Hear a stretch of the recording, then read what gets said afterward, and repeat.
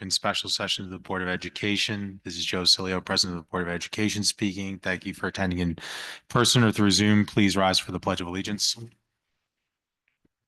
Pledge allegiance to the flag of the United States of America, to the republic for which it stands, one nation under God, indivisible, with liberty and justice for all. Do you notice if today's meeting has been provided to the public and each member of the Board of Education required by law? Tina, will you please take, I'll take attendance. Joe Cilio, President, here. Trustee Janeco, Present. Trustee O'Donoghue, Present. Trustee Gaffney, Trustee Pappas, Dr. Kasum Sinha, Superintendent, Ms. Dania DeCapua, Assistant Superintendent for Business and Finance, Present. Nanine McLaughlin, Assistant Superintendent for Human Resources and Leadership Development, Present. Dr. Alice Bowman, Assistant Superintendent for Curriculum and Instruction. Present.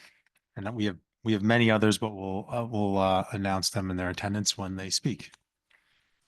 Thank you. Tonight's presentation is the instructional components number 2. Dr. Sinha, will you please take the mic in the presentation?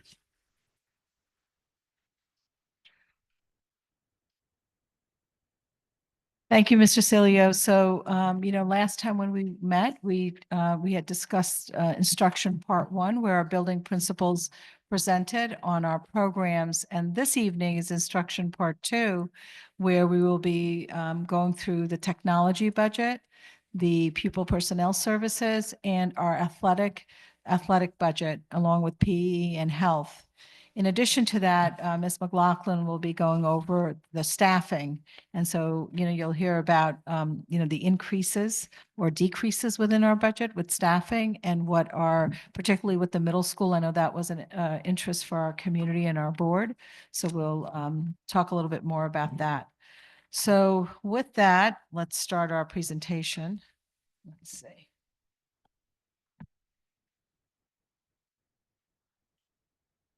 Do I need, I don't know if do I need, yeah. This one. Oh, yeah, good. Okay. So we always start off with our mission and vision, and you have that there. And again, when you hear the presentation tonight, you'll see that it's in line with both of those.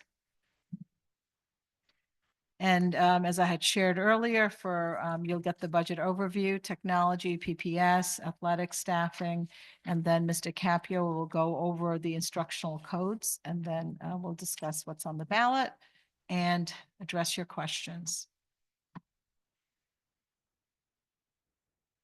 So this number you have seen before. Nothing has changed with with our proposed budget, which is $137,760,845, which is a budget to budget increase of 2.82% with a maximum allowable tax levy of 2.42.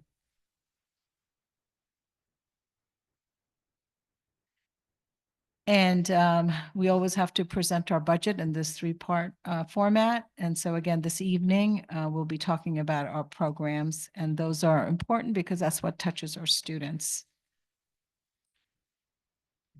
And this is the pie chart and the numbers, and you have seen this also before. And now I'm going to turn it over to Ms. McGuire, who will be going over the technology budget.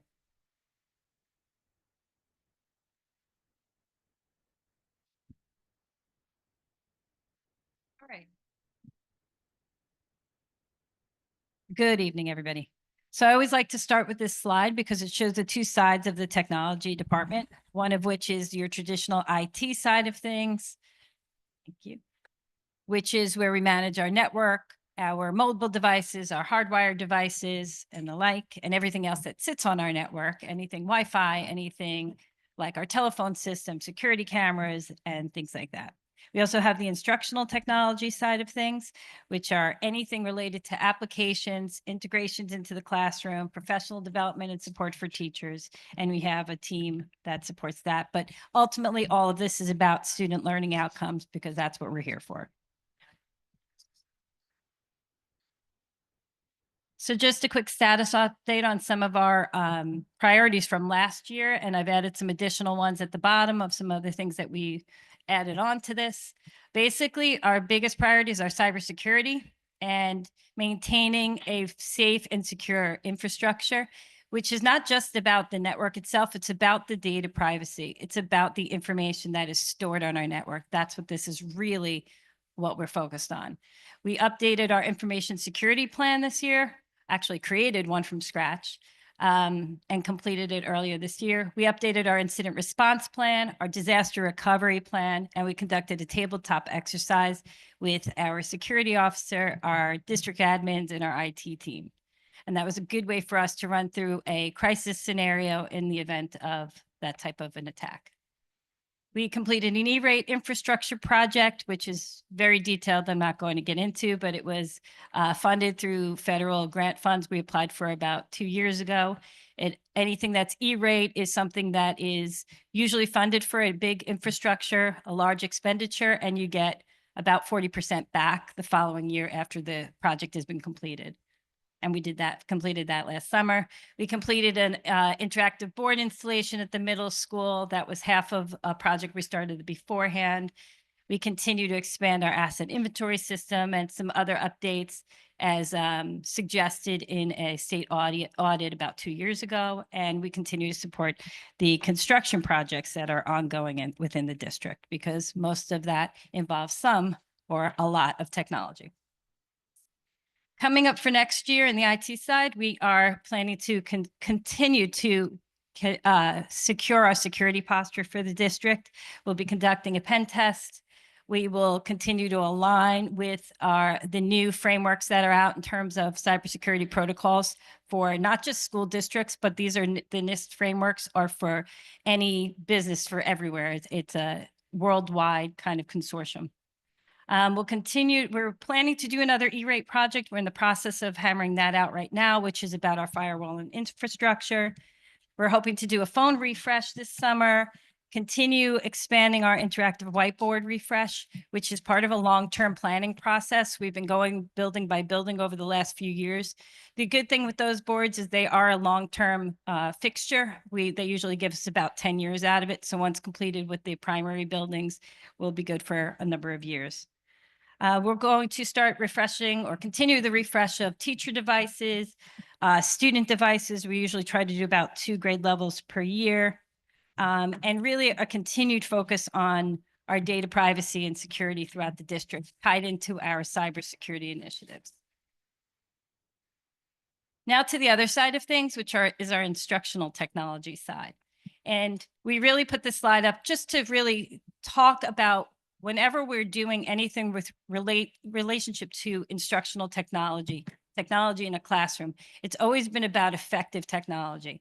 And so we really, and I appreciate our tech team here, Lauren Lavelle and Mike DeVola, coming up with these 3 tenets, so to speak, that we talk about when we're doing professional development. And that's making it intentional, appropriate, and balanced. So last year's instructional technology priorities were really to focus on the implementation of the New York State Computer Science and Digital Fluency Standards. We knew that this year was the first official year of New York State CBT. We've been preparing for this. We've been rolling it out. We were already 3 through 8 last year. So this year we knew it was going to be a second year for it.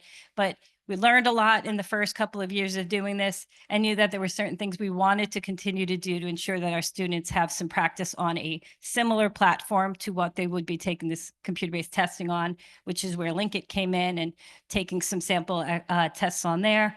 We also were able to invest in a typing program, which has been a great at the 2 through 5 level for this year, and we're hoping to expand it into the middle school for next year. Kind of learning the keyboard helps them when they're getting onto tests, onto a platform online where they can get their thoughts down and they're not so worried about hunting and pecking for the keys and where the letters are, like trying to help with the fluency on that end of things. We have done a spectacular job, if I do say so, on professional learning and on-demand support for our teachers. Our tech team has designed some wonderful programs, some on-demand during the school day. Tech Bites is a success here, especially at the high school, where during lunch periods, come in, drop in, learn about a tool, have a little bite to eat, usually pretzels. the biggest thing that I think had success with has been our pajama PD. And that has been run by Lauren LaBelle and Mike here. And they do this at night, and teachers log on to a virtual platform, well, to Zoom, and they take these 1 hour long professional developments focused on some type area of technology integration. It gets so popular that there are some nights that there are over 100 people on the call. And that's at night from 7 to 8 p.m., something like that, 6 to 7. So, and they've also developed a platform that you can check out here called PD Flicks, which is where all of the recordings are done and teachers can go back and watch them at another time. We had planned this year to reconvene the technology committee in service of developing the New York State technology plan. However, that plan, New York State pushed it back another year. So instead of it being for 2025 to 2028, it will be 2026 to 2029. So we'll reconvene that in this upcoming school year. We've continued to support new technology and STEAM courses because we're not just technology. We're also do a lot of work with STEAM and design thinking throughout the district. And we did create a student advisory group here at Garden City High School. They're members of the student council. We meet with them every other month. I bring food. They have added so much to our conversation about technology, especially at the high school level, but they've been giving us a lot of feedback and insight, and I really look forward to a continued partnership with them. Moving forward for next year, we'll definitely reconvene the technology committee, kind of a two-parter where I would like to have it in service of the technology plan, but I really want to work on something that we started this year, kind of an AI roadmap where we talk, it's here to stay rather than avoid it. And rather than we need to talk about it, we need to talk about it in terms of what are we allowing? And this is based on a lot of the feedback with the high school students is, when do we use it? The guidance surrounding that, and really about right now, they're getting some experience with some platform that we purchased called Magic School, which allows them to participate and learn a little bit about prompt engineering and learn about uses of AI with guardrails. So it's a very locked down kind of scenario for them. So they want to know, we want to know, we want to have a discussion with the high school staff, like what is acceptable for them. We want to design our own guidance surrounding this. We've been working on policies this year, policies for AI, policies in our language for our acceptable use policy that includes language around that. I know there's discussions with code of conduct. So where does it all come from? We started doing some work with our administrators. We surveyed our teachers. We even surveyed our students for feedback. And we want to continue that work next year. We want to continue our amazing professional development and professional learning program for teachers. We want to continue to expand the curriculum that's been developed for the computer science and digital fluency standards for the state and really expand it more into 612, which right now it's been more embedded. Where in K-5, we've been able to do some more direct instruction, isolated and embedded in curriculum because we have a lot of support down there and more flexibility than you do in 6 through 12, but we want to continue to expand that into the upper grades a little bit more. We will be exploring some other options. This is again based on feedback from our high school students for student devices. Chromebooks have served us fairly well. They've been a fiscally responsible choice over the years, and they have done the job. They've been easy to manage. Their request this was exactly what they said was, we'll never use a Chromebook again once we walk out the doors of Garden City High School. And they're not wrong. So we're exploring different opportunities for that. And we look forward to a continued partnership with the PTA. I think we've had a lot of good times with them this year in terms of supporting them in some PTA functions, supporting them in meetings and kind of sharing and giving them some insights into the technology that we're using in the classroom. Our tech team has attended some of those meetings. I know we'll be partnering, they've taken it on, which is wonderful for Parent University. I know there's an event coming up on the 24th, which is kind of been an outgrowth of some of the work together. So I'm excited about that too, and continuing to do that and expand some knowledge for parents. I think that's somewhere where I'd like to go more next year and provide some things kind of like we do for Pajama PD for teachers, but expand those offerings to parents as well. That's really technology. Do you have any questions for technology before we move to the next section?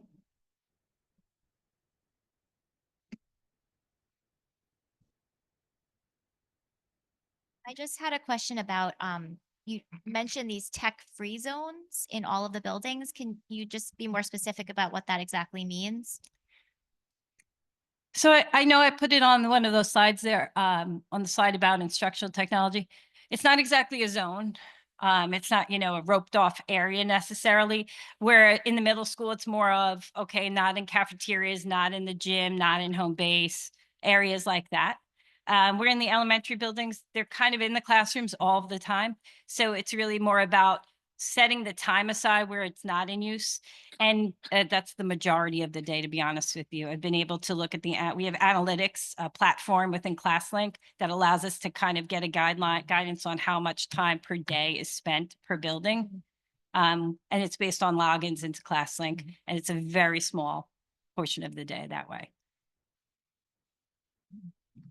And then I know, Hochul's been talking about that bell to bell. She's been proposing that. If that were to be something that passes, how would that impact? Like, how would we, respond to that, and how would our buildings manage that? Well, I think that's actually something we're already starting to address, even though it hasn't been directed at this point. It's bell to bell is really about the exceptions, I believe, are tools for instruction, assistive technology devices, and there was a third. So it's really about we're being mindful about it. And I think that's why we initially last year began taking devices, not sending devices home, and really speaking with our staff about when to use them. This shouldn't be something that they're on all day. And we can monitor that, and that's what we've been doing. But I know at the middle school, they have no phones, that's in their lockers for the day. So they've already been addressing that. So that's there. I know the high school has been doing a lot of work on that area. I think they have the pockets, and I know the kids walk in and they put them away during that time. But I think that's more of a building question. I'm not sure in terms of, lunch periods or library time, where that lands right now. We are well positioned for that, if that goes through, because already our kids, again, at the middle school and even at the high school, I know we've purchased even more, or Mr. Steingrubner has, for the classrooms. So I think it won't be a difficult transition for us. And, I know if there are no other questions, but I do want to say, I think our technology department, it's probably the most evolving, and with, with practice and with the policies. And I know we did the first reading of the AI policy last time when we met, and we'll go through that again. But I really have to say Ms. McGuire and her team, they do a fantastic job of building capacity with our administrators and our faculty and staff, which has been really wonderful for us. Okay. I think Ms. Vavona, you go next Yes. with PPS. Yeah. Evening. Okay. So thank you for the opportunity to present the latest data, to highlight our achievements in the PPS office for the past year, and to review our key priorities for the 25-26 school year. Our first slide features photos taken by our incredible staff. These images showcase primary and elementary students engaging in community outings, reading to four-legged friends, using a sunshine cart to build skills, and interacting with grade level peers for both educational and social activities. Just a small sample of the opportunities provided to our students here in Garden City.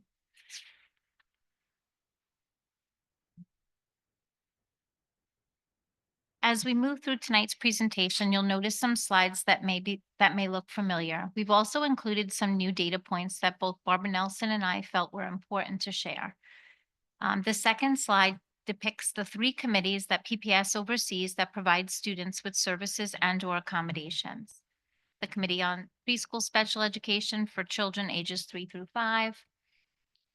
The Committee on Special Education for students aged 5 to 22, and Section 504.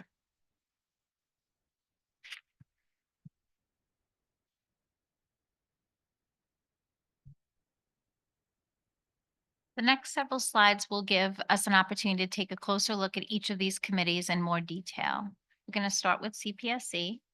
We created a CPSC to CSE transition chart that talks towards the total number of students. Currently, right now, we have 115 students. 64 of those students turn 5 by December 1, so they'll be rising. The CPSC to CSE students.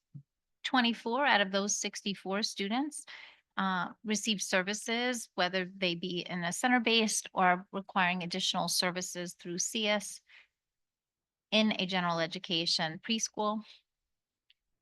And as of right now, our CSE annual reviews are currently being conducted, so we don't have the number of students that transitioned from CPSE to CSE, but you could see previous years.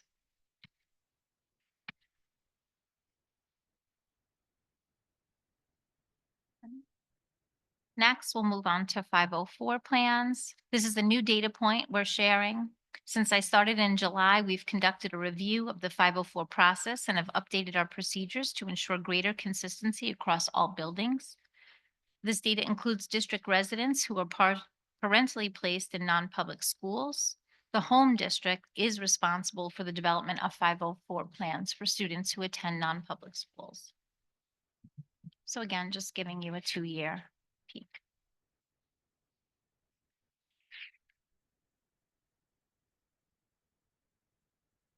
This next slide breaks down the number of classified students who reside within Garden City.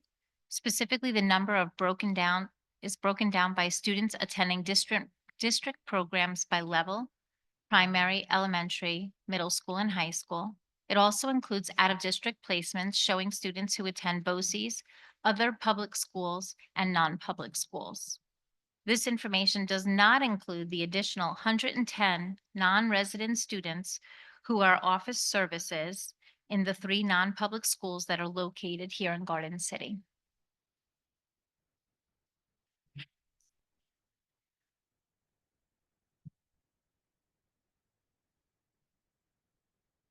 Next is a breakdown based on classification. In order for a student to qualify for services through CSE, they must fit one of 13 classifications. So this just gives us a comparison from last year to this year.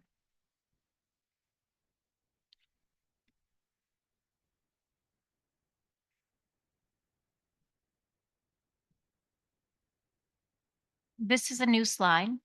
In the student achievement report, our special education students were included in the high school numbers. So Barbara Nelson and I decided to drill deeper down into the data. We wanted to see how our students with disabilities fared when it came to diplomas. So just to talk a little bit about this chart. Last year, we had 272 students who were in 12th grade. We had 20 students with disabilities. So each of those 20 students had an IEP. 19 of those students graduated. 3 of them received a Regents and Advanced Regents diploma. 16 of them a Regents diploma. None of them a local. None of them received a non-diploma, the CDAS or our SAC diploma, which is just our credential. And there is one student that is considered still enrolled. So whether they're considering taking the 5th year in order to graduate, or they continue up until they're 21, 22. So you can see our data for the past few years, how well our students have done. This is quite an accomplishment.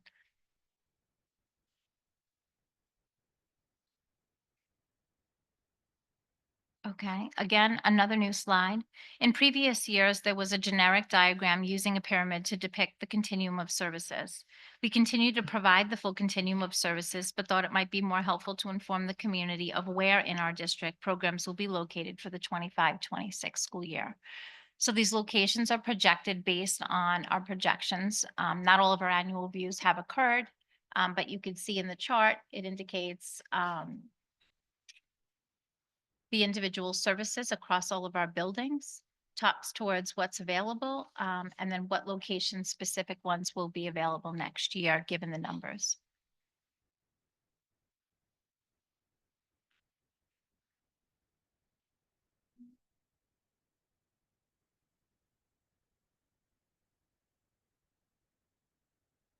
Okay, this is the last slide for data.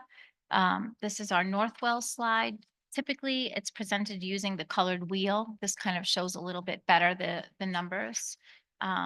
We continue to our partnership with Northwell this year. This is our 4th year partnering with them. This year so far, we've had 32 students who have utilized the Northwell services. 14 were school referrals, 18 were family referrals where they went straight to Northwell themselves. And this just gives us a good picture as to what our students are experiencing currently.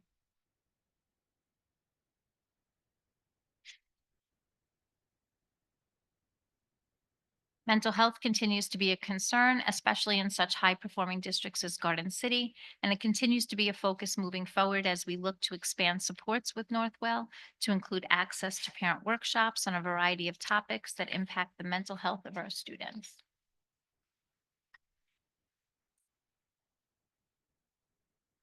Okay. Status from this school year, our PPS priorities. We executed the recommendations provided by the Special Education Advisory Committee. We developed dedicated areas on the district website for families to easily access information and resources. Thanks to Ms. Hand and our IT department, Lauren and Mike, for that support. We also facilitated opportunities for open dialogue with the community. We had several chats throughout the year. We just had one last week where we provide forums for parents to come in and ask questions and just sit and talk about whatever topic they'd like. So we're looking to continue to do that again for next year. Long-term plan to support OT and PT needs. So within this budget, we're looking to hire 2 district staffed OT providers to provide support throughout our district. We've also been working on building relationships with individual agency providers. If they like to work within our schools, then it'll promote them to want to stay. So really trying to foster those relationships. And then finally, working collaboratively with the curriculum office and building staff and administration to strengthen the MTSS process, an area of social emotional.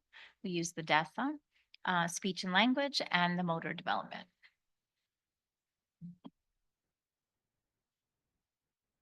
And then for next year, implement K-5 literacy review recommendations, invest in curriculum training assessments that align with New York State standards, professional development for diverse learners, focus on inclusive practices and student support strategies, strengthen community engagement, improve communication tools and increase family involvement, enhance mental health and SEL supports, expand services and use DESA and Northwell data to guide us and our efforts moving forward. And then support our new Assistant Director of PPS, Ms. Alonso is here. Ensure a smooth transition with staffing, tools, and training. And then finally, one last slide. I just want to share. This is a picture of Miss Menike at the high school. She is our special class teacher. Once a month on Fridays, she does collaborative community Fridays where the students push into gen ed classes and they do a cooperative learning activity. They've already been involved in Spanish. This picture is with Mr. Hager, the science teacher, where they worked collaboratively on a forensic DNA activity to solve a crime. In April, they'll be pushing into Mr. Bolello's market class.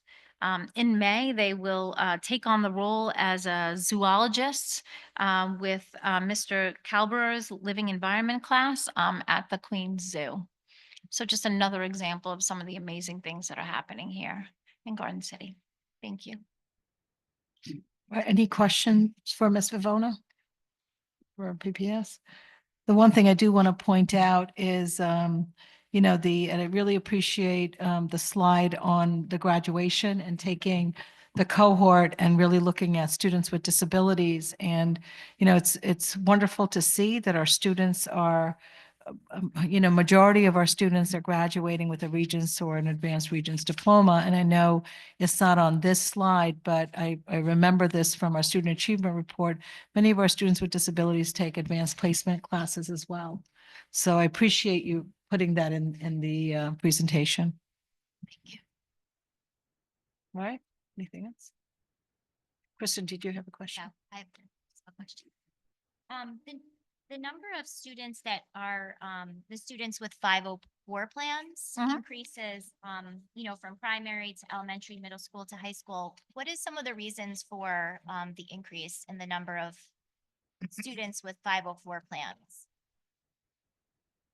As you go through, like for primary to elementary to middle school to high school? I think as students get older, we open the door for more diagnoses that then lend towards the ability to support students in creative ways.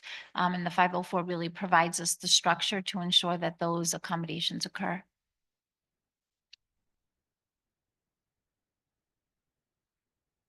I also just wanted to say too, as I think that we've really made some great progress as a district with our special ed programming. I know when Haley first started 7 years ago, I don't even know if there was an integrated co-teaching classroom. There may have been, but the fact that we have, one at a kindergarten level, one at first grade level, and that we have it 2 through 5 in both of our buildings, and up through middle school and high school. But it's just wonderful because especially in our elementary schools, then our children can have the program that they need in their actual home school, which is great to see. So I Thank you. think we've made some great progress. Thank you. Is there any new programs that have been added or being added for next year? So no new specific programs to our continuum. They just might be located in new buildings. So it's shown on that map.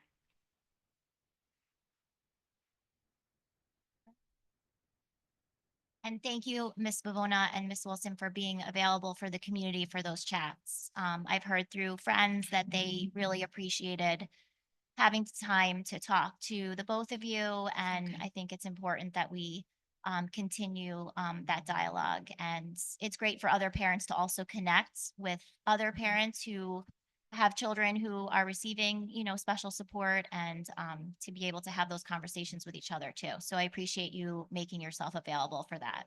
Great. Thank you. We enjoy it. All right, thank you, Ms. Vavona. Mr. Ramirez, you're up next. Right, thank you. Good evening, everyone. I am Ed Ramirez. I'm the Director for Physical Education, Health Education, and Athletics. And a lot of times the first two parts of that get lost, so I'm going to spend some time tonight talking about phys ed and health, as well as athletics. First slide is physical education and our status. To sum this up, it's really our goal is to equip students with the knowledge, the skills, and expose them to activities that'll help them lead a long and healthy active lifestyle.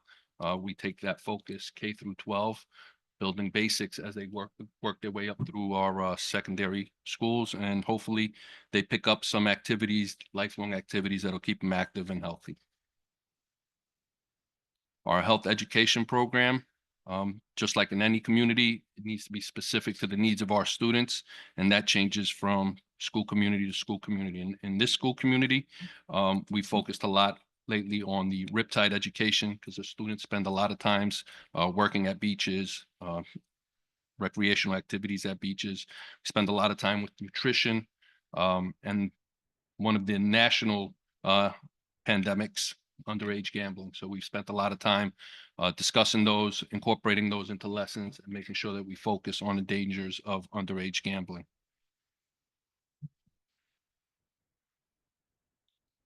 With athletics, I'm just going to highlight, I'm not going to go through each bullet, but I'll highlight a couple of things this year that we're very proud of. We've done a lot of work with branding our facilities, our display cases, windscreens outside, and they all reference character, leadership qualities that we want our students to associate with their participation here in athletics and as part of our program.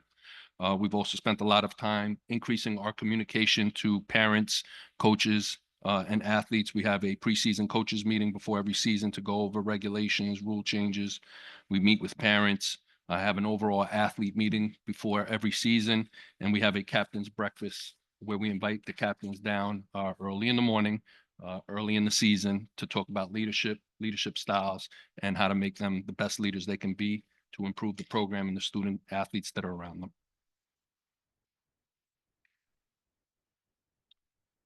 Continuing with athletics, we've established a uniform replacement schedule. So all our teams have a schedule, know when to expect new uniforms.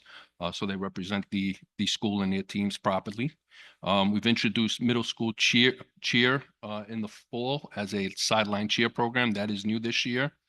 We've collaborated with the Garden City Boosters to create designated family seating areas at our athletic events, so that families that come down with young children can sit down and enjoy the games, not necessarily in the bleachers, but near the field.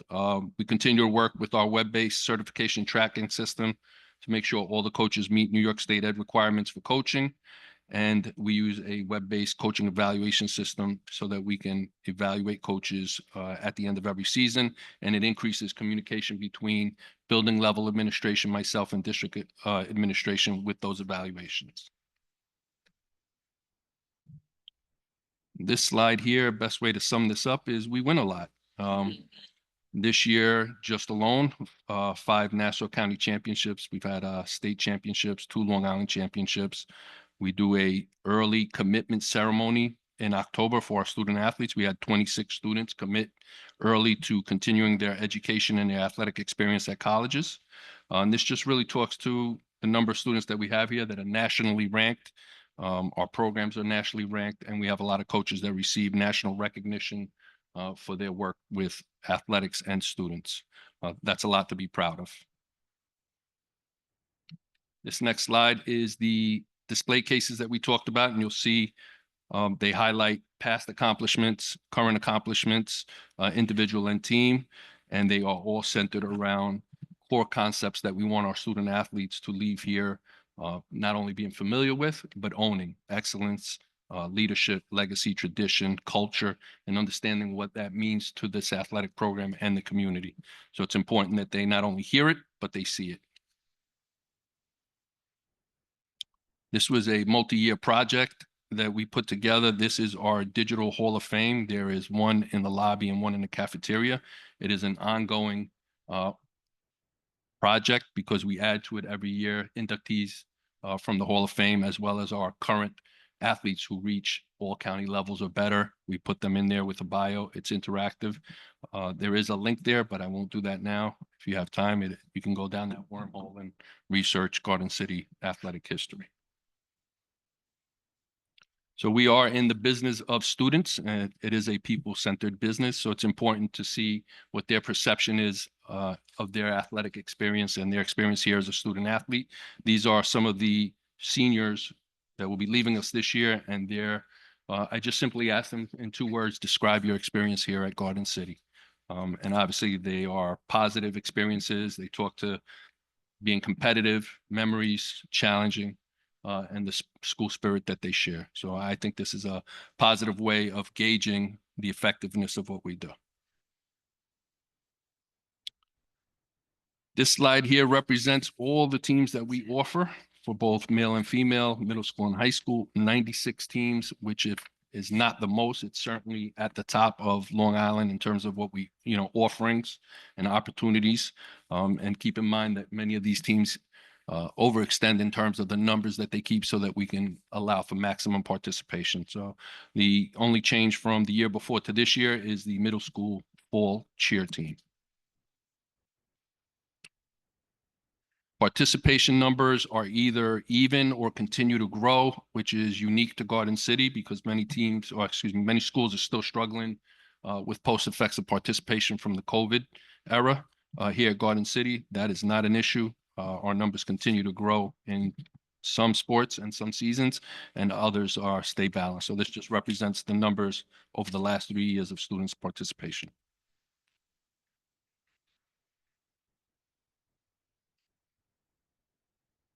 So our priorities moving forward. For physical education, it's just continue to go down the path we are with exploring opportunities and activities for our student athletes.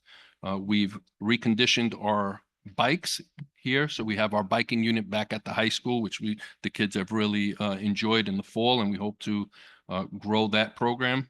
We work on pickleball here at the high school and middle school, introducing it into the curriculum and exposing students to that activity. And K through 12, we have really worked hard to make sure that we provide mindful moments and opportunities in phys ed for mindfulness activities. And all our activities, our lessons are geared around the 6 New York State standards. Health education, here are many of the units that we cover. And there are several activities within these units that the teachers plan for. We continue to explore health topics that address the needs of our students within the community, and that changes from year to year. There's a link here of a video. We used our high school athletes this year. They created a video about underage gambling, which we put out to the elementary schools and the middle schools. Those are the students they see at it, on a day in, day out basis, and they respect. So it's important that they see it from our students, giving that message back to the younger students in the community. So it's if you get a chance, again, on your time, take a look. This pie chart just really breaks down the expenses for the budget, the upcoming budget, and you'll see that the majority of the budget goes to supplies for middle school and high school athletic programs, as well as BOCES fees. So all the money is going back into programs.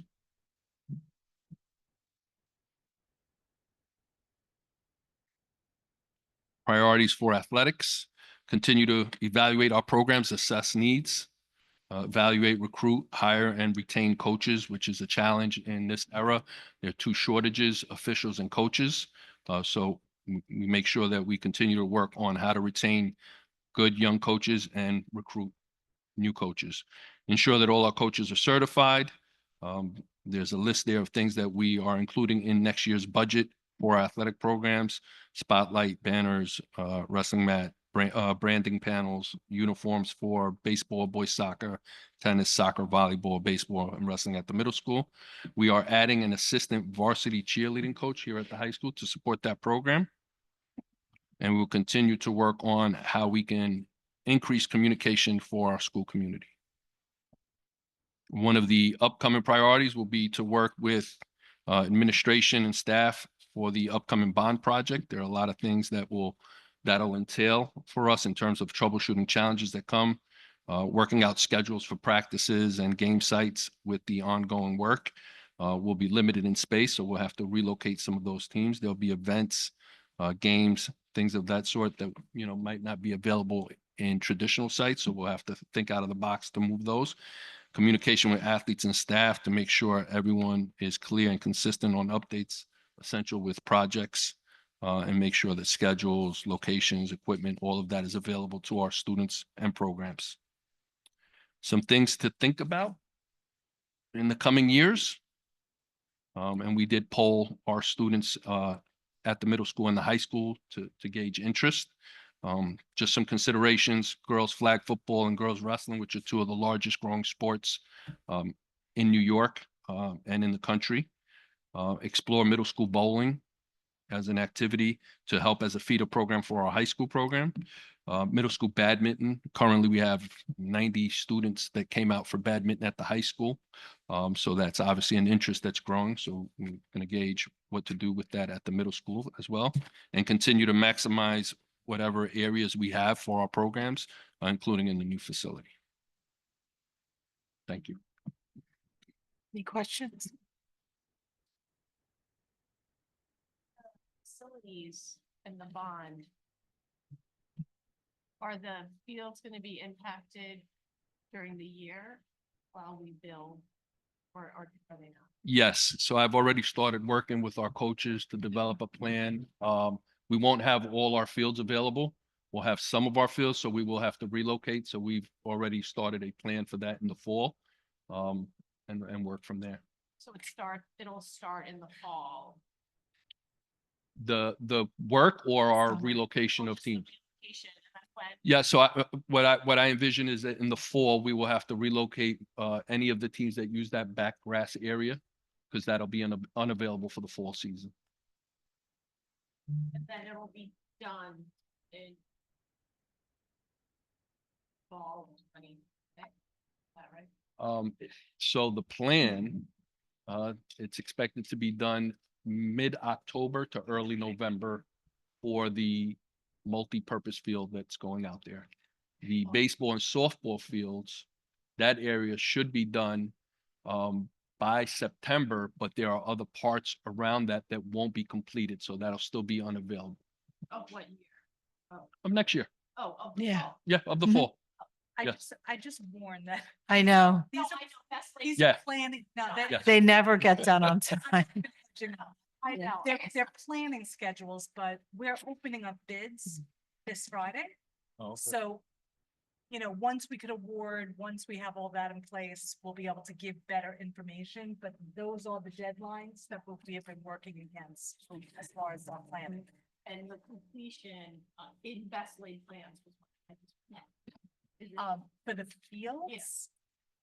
fields, it should be. So the softball and baseball infield should be completed early September. Yes. The multi-purpose field early, mid-October to early November.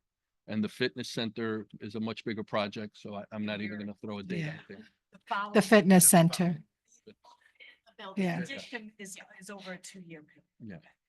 Yeah. The one thing that we have done is, or Mr. Ramirez has started, is the plan for where our students will be playing. So it's really maximizing our other buildings and moving some things around. So that has, he has a list already of that schedule. Is there any other questions? Any other questions for athletics? No.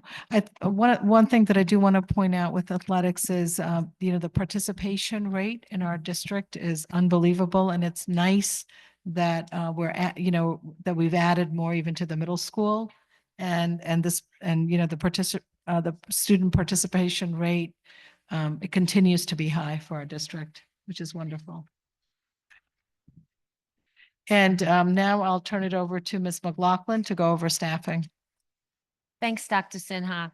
So the first slide talks about our enrollment and Board of Ed Policy 4421, which is our class size guideline.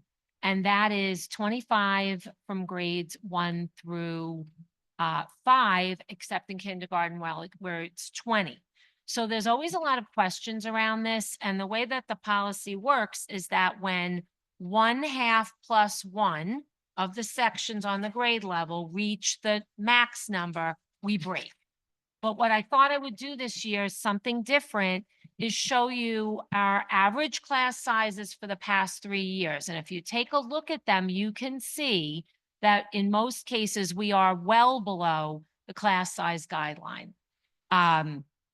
We talk a lot about this at central office. We obviously don't have millions of classrooms, so, space is definitely an issue for us. But wherever we can, under Dr. Sinha's leadership, we keep class sizes low.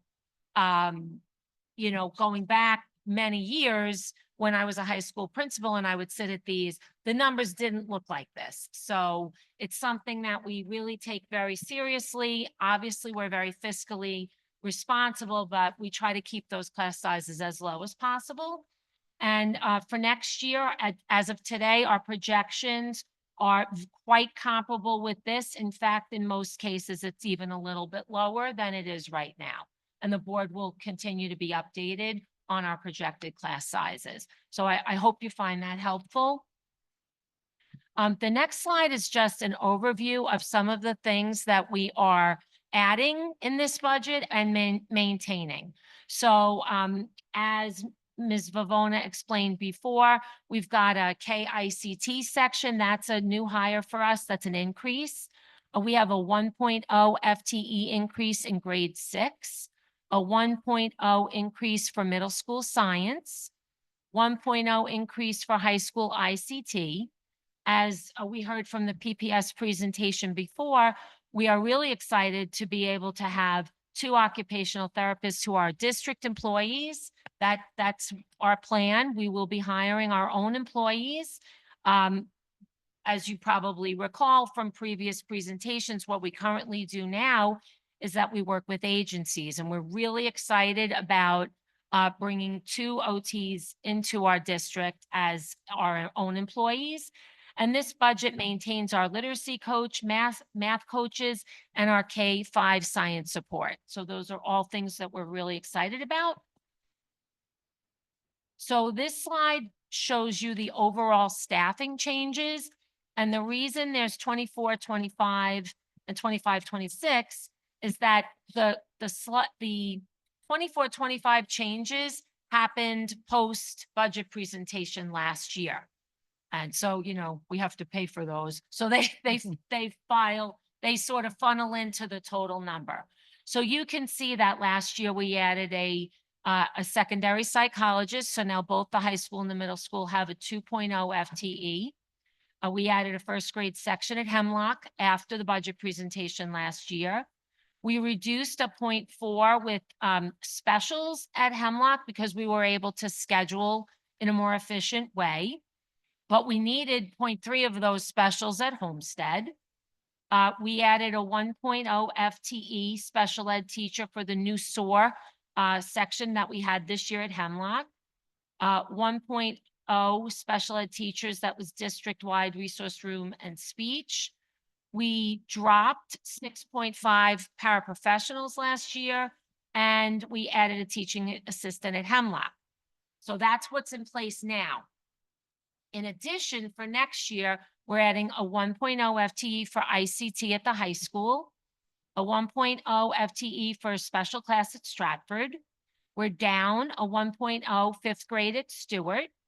We're adding a 1.0 sixth grade at the middle school, 1.0 science at the middle school, a 1.2 for high school 6th period assignments, the 2.0 occupational therapists, and a 0.5 clerical at the bus garage. So that's a total of a 5.1 FTE increase. The last thing that we added, and this is new, was just a little bit more of a detail about the middle school. Obviously, that's something that we've all been very focused on. Our goal is to keep the average class size in all academic sections at 28 or less next year.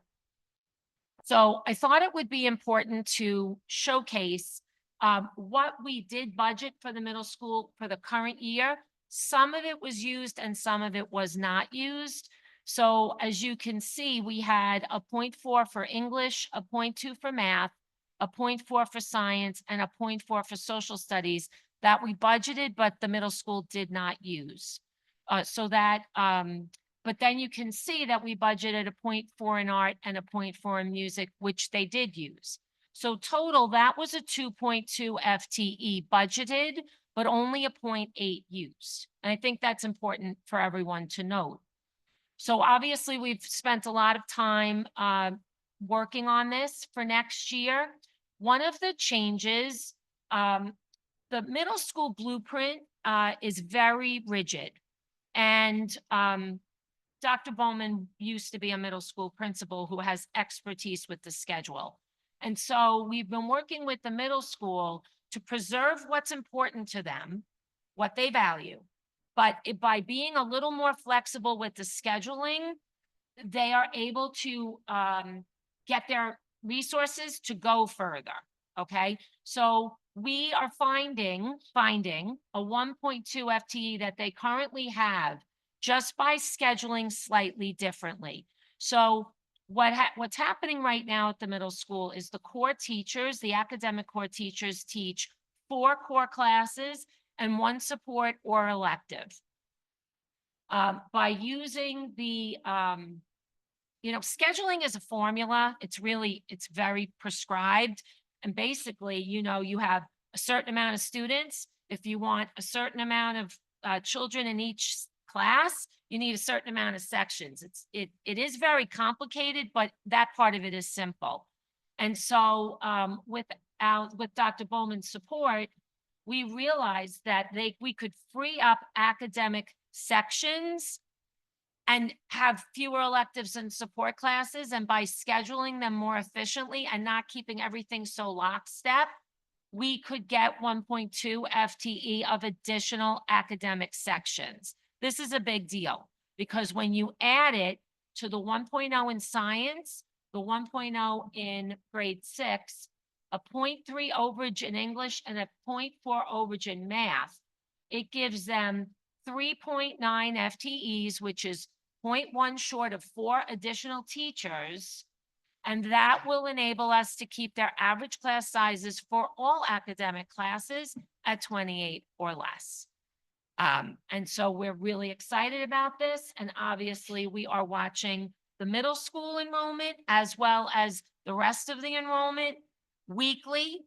At this time of the year, it is a once a week thing. I get the enrollment numbers in real time out of school tool and from the registrar for kindergarten registration. I update the spreadsheet and we talk about it every single week at cabinet. We do have a 2.0 contingency built into our budget.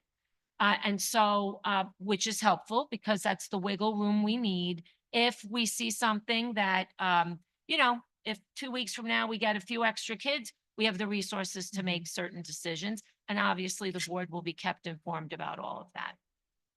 Thank you. Right. Any questions about staffing?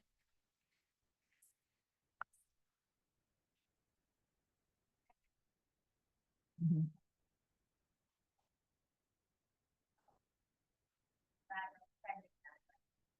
Yeah. And, I have to say, with the scheduling that has been a work in progress right from the beginning of this year in preparation for next year. And, Alice has been working diligently with middle school with the scheduling. So again, it'll look different next year, but our main goal was to ensure that our core classes, they weren't as high as it was this year, particularly for 7th grade. All right, so now I'm going to turn it over to Mr. Capua. Thank you, Dr. Sinha. So this slide has not changed since last week, which shows our total budget at 137,760,845. This is the budget broken down into its major functional components, and it just gives the detail of this current year to next year's proposed budget. Starting with the 2250 codes. So those are the codes that Ms. Bavona spoke about earlier. This is for special education services. This is direct instruction for special education, special ed needs, attending both public and private schools.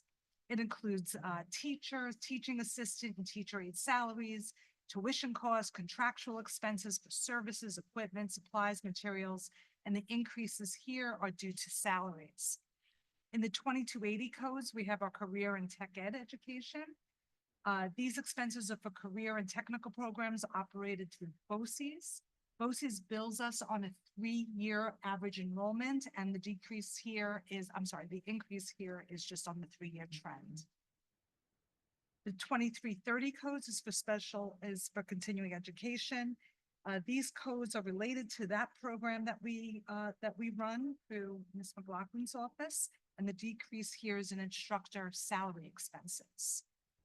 In the 2610 codes, we have our school and library media. And here we have the cost of operation of school libraries and the media centers in each of the buildings. Expenses include salaries for the library staff, library books, materials, database expenses, equipment, supplies, and other materials. And the increase here is in salaries. In the 2630 code, we have computer assisted instruction. So 2630 is half of what Ms. McGuire budgets for. She presented on the instructional and the administrative side tonight. In the 2630, we have those expenses related to technology in our instructional program. During the administrative presentation that we did a few weeks ago, we reviewed the 1680 codes, which is the administrative side of her budget. In 2630, we have expenses related to hardware and software for instructional use, staff and staff developer salaries, classroom supplies and materials, and the increase here is primarily due to software and to BOCES. In the 2810 codes, we are our guidance codes. And in this, we have the guidance counselor salaries, their office and clerical support for those offices, supplies, their materials, and the increases due to salaries. In the 2815 codes are for our health services. The district health services codes cover expenses for nurses' salaries, consulting physician expenses, health services to other districts, which Garden City residents, if they go to school outside of Garden City, we're required to pay for their health services, all supplies and materials. The increase in the nursing is due to salaries and some contractual expenses related to the health services. The 2820 is for psychological services. And here we have psychologists' salaries, their supplies and materials, and the increase here is due to salaries. In the 2825 codes is for our social workers, and these are expenses related to those people. Social worker salaries, supplies, materials, and the increase here is also due to salaries. In the 2850 codes is for our co-curricular activities. Here we budget for advisor stipends for our co-curricular clubs, supervision for special events, including prom and homecoming, plays, performances, and much more. And the increase here is due to programs, club stipends. And in the 2855, which is our last, is for our interscholastic athletics. This is what Mr. Ramirez presented on tonight. These include salaries for our coaching staff, intramural activities, supervision and referee costs, equipment, supplies, uniforms, all for our athletic program. The increases here are for a variety of codes, including salaries, equipment repair, and supplies. Thank you. Any questions for Mr. Capua? Actually, more of a comment. Just looking at the change for the career and technical education, with that massive increase, Kristen and I had attended a webinar, and the people at BOCES so eloquently put that their costs go up, so our costs go up. And we're like, okay, so they were just sending us a bill, and that's pretty much that. So I know that kind of jumped off the page at me, and they kind of prepared us for it, but that's the reason for the increase. I mean, I will tell you that we work very closely with the high school and with Andy, Steph, and Kevin. So just to go through, and they really take their time to look at who those programs are right for.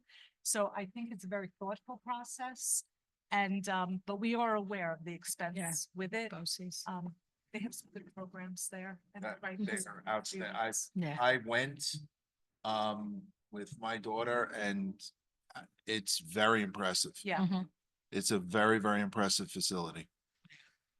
Their CTE programs are very nice. Okay, any other questions for Mr. Capua? No. Okay, so, the two propositions that will be on the ballot on May 20th is the school district budget and election of 2 Board of Education trustees. And our next meeting on April 23rd is where there'll be the adoption of our district budget. And then we'll have a budget hearing May 13th with a budget vote and election on May 20th.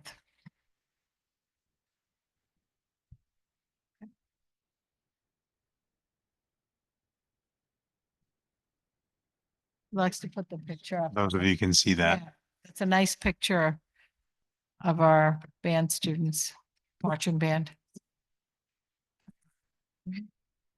Is there anything else? We can move to questions, any citizens' questions?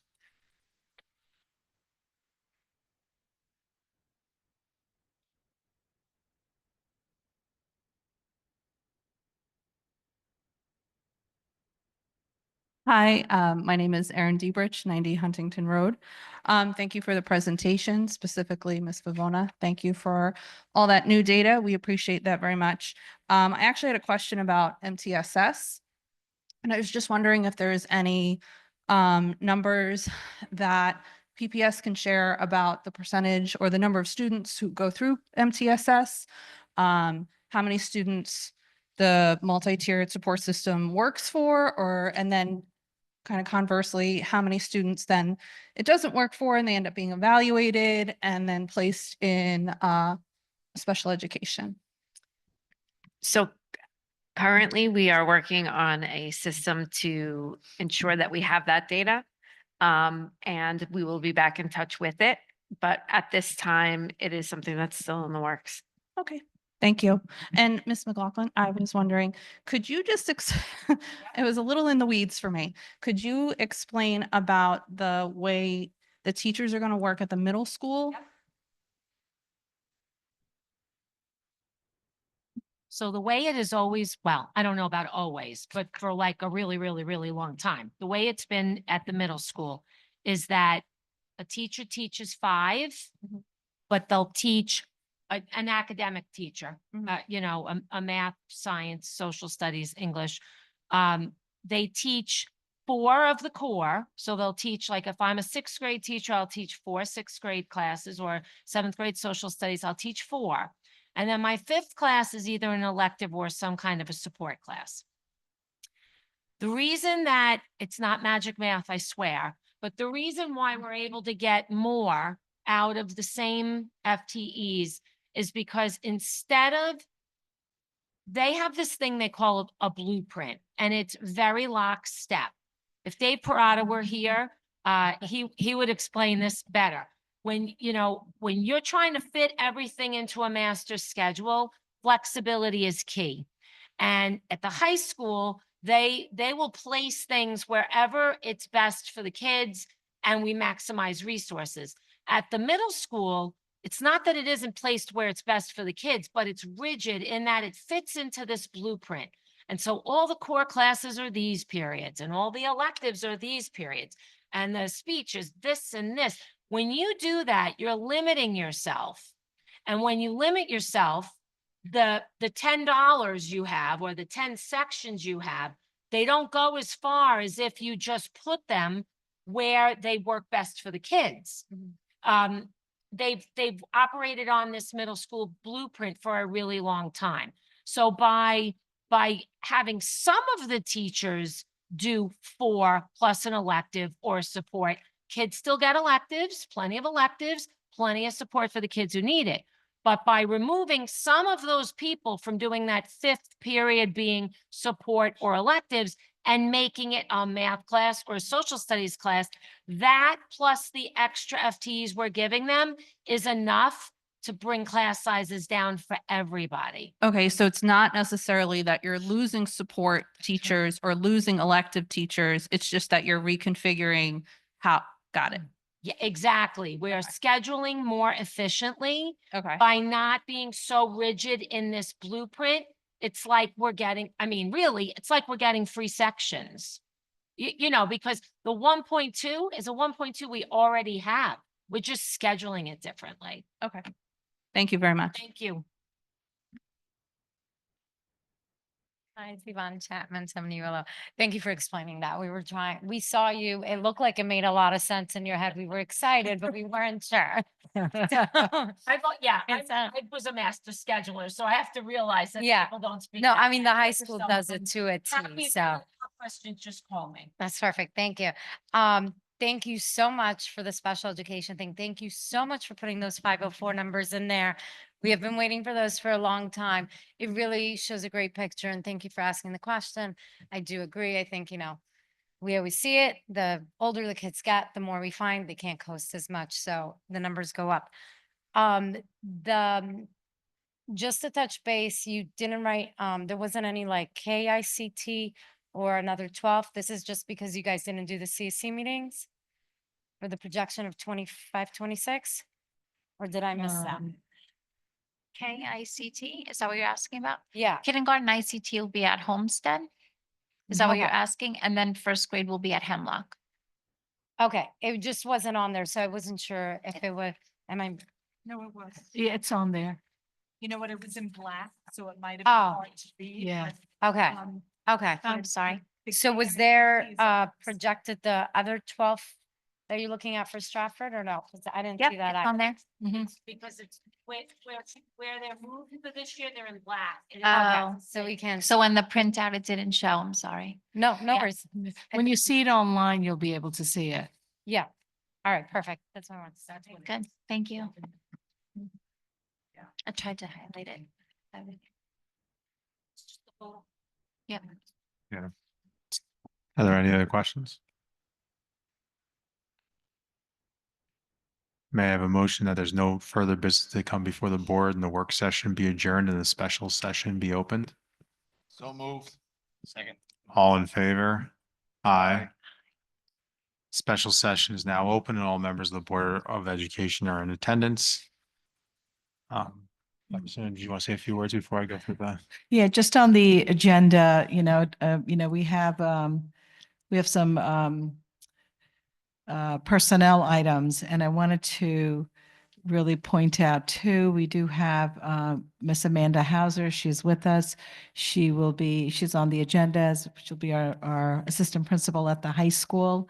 And just, we're really happy that Amanda will be taking on this role for a couple of reasons. She started out her in 2014 at the high school as a teacher, and then as our coordinator of music and art and the arts, and she's done an outstanding job in that area. And to see her coming back to the high school and taking on the role, and this was, Mr. Steingrubner brought that to us, and we were really thrilled with seeing Amanda in this role. So Amanda, you're on the agenda, so we're happy to see you and support you as the assistant principal for our high school. And also we have Miss Jamie Alonso. She's also in the audience and she's also on the agenda. And she comes to us from Glen Cove School District, and she'll be our next assistant director for People Personnel Services.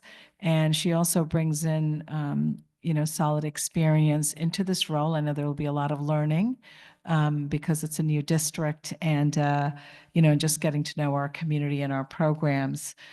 So we want to welcome you also, Jamie. Thank you, Dr. Sinan. Thank you both for being here tonight. At this time, may I have a motion to accept the agenda for the April 8th, 2025 special session as presented? All in favor? Aye. Are there any questions from the board on the agenda? Any citizens or anybody in the crowd? See nobody raising any questions. At this time, we're going to use our consent agenda, as many are aware. If anybody wishes to have an item pulled out or removed and discussed individually, please flag it. If not, we will use the consent agenda to vote on all of the agenda items as mentioned now. May I have a motion to approve the consent agenda, which includes personnel matters E1 through E2 and business office matters items F1 and F2? So moved. Second. All in favor? Aye. Next Board of Education meetings will be Wednesday, April 23rd, 2025 here at the Garden City High School at 8:15. I'd like to congratulate our two new appointees. Thank you for coming tonight. At this time, may I have a motion that there's no further business to come before the board, that the meeting shall be adjourned? So moved. Second. All in favor? Aye. Thank you.